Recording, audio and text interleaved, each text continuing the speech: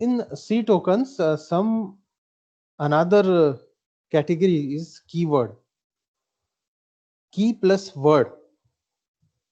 Key plus word means key. Key means एक key एक हो गया और एक word हो गया. Key का अगर आप meaning describe करना चाहें तो key is a unique meaning. Key has unique, which open something or which used for opening something. किसी चीज को ओपन करने के लिए, किसी चीज को बताने के लिए, किसी चीज को रिप्रेजेंट करने के लिए अपन किसका यूज करते हैं? की का करते हैं. तो वैसा ही कुछ ऐसे वर्ड्स होते हैं, उन वर्ड्स को जब आप यूज करते हैं for representing something, then such type of words, such special words is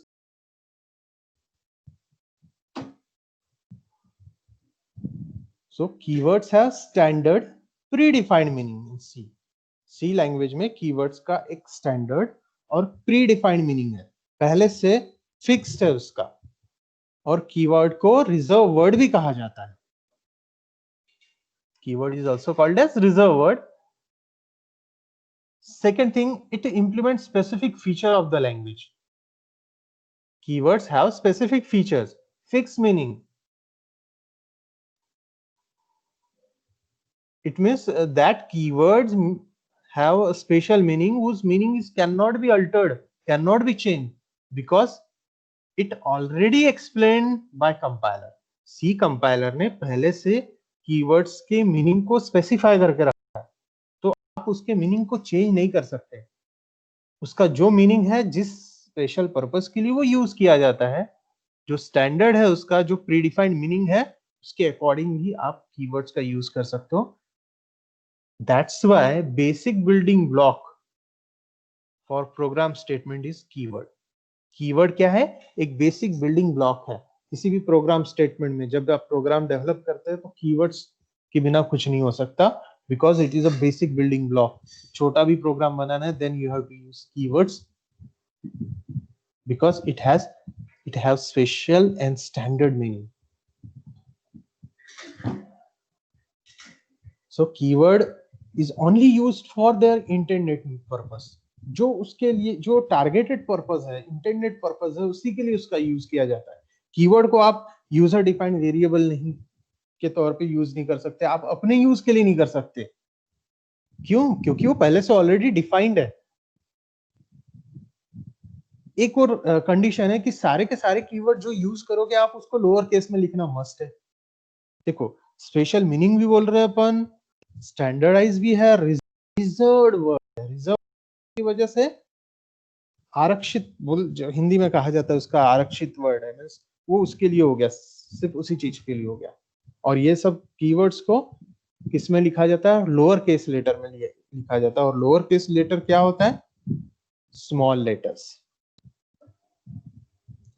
लेकिन एक कंडीशन है, अगर आपने लोअर केस लेटर में कीवर्ड को लिखा है, ठीक है, कंडीशन क्या है कि आप कीवर्ड्स का यूज दूसरे काम के लिए नहीं कर सकते, दूसरे पर्पस के लिए नहीं कर सकते. बट क्यों? क्योंकि वो लोअर केस में लिखा रहता है, एक चीज नंबर 1, और वो फिक्स मीनिंग है उसका, रिजर्व है, ठीक है ना. तो आप उसको बायपास अगर कर देते हैं, then you have to use for other purpose. Since because uppercase and lowercase character are not equivalent as per rule given by C language. C language तो कहता ही है ना कि uppercase और lowercase दोनों सेम नहीं होते, और कीवर्ड्स को सारे के सारे लोअर केस में लिखा जाता है. तो अपने इंडियन स्टैंडर्ड के हिसाब से अपन क्या कर सकते हैं कि उन कीवर्ड्स को अपर केस में लिख देते हैं और यूज कर लेते हैं. This is practice. जब भी आप प्रोग्रामिंग करोगे तो ऐसा आड़ा तिरछा काम करके आप उसको यूज कर लोगे तो वो बात तो है, वो रन तो हो जाएगा, but it create some confusions. इसलिए अपन कीवर्ड को यूज ना ही करो एज ए आइडेंटिफायर तो ज्यादा बेटर है. बट अपर केस लेटर में आप उसको यूज कर सकते हैं. So there are 32 keywords available in C language.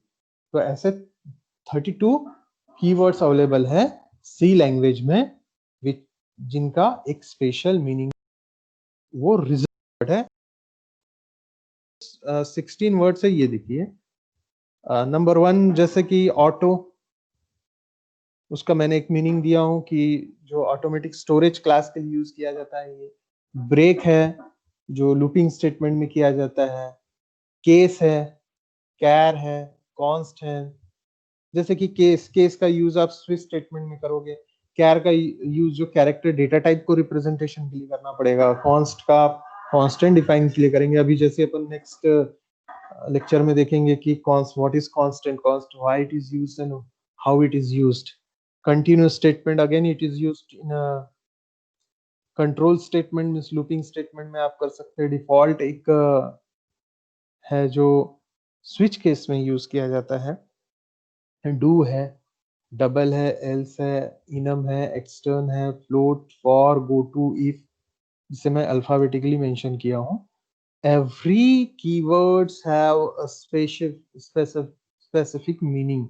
हर एक का कुछ ना कुछ एक स्पेसिफिक मीनिंग है, और सभी कीवर्ड्स जो है वो स्टैंडर्ड है, प्री-डिफाइंड है, पहले से डिफाइन किए हुए हैं। So these are the 16 keywords. Another 16 keywords is int, long, register, return, short, signed, size of, static, struct, switch, type, def, union, unsigned, void, volatile, while.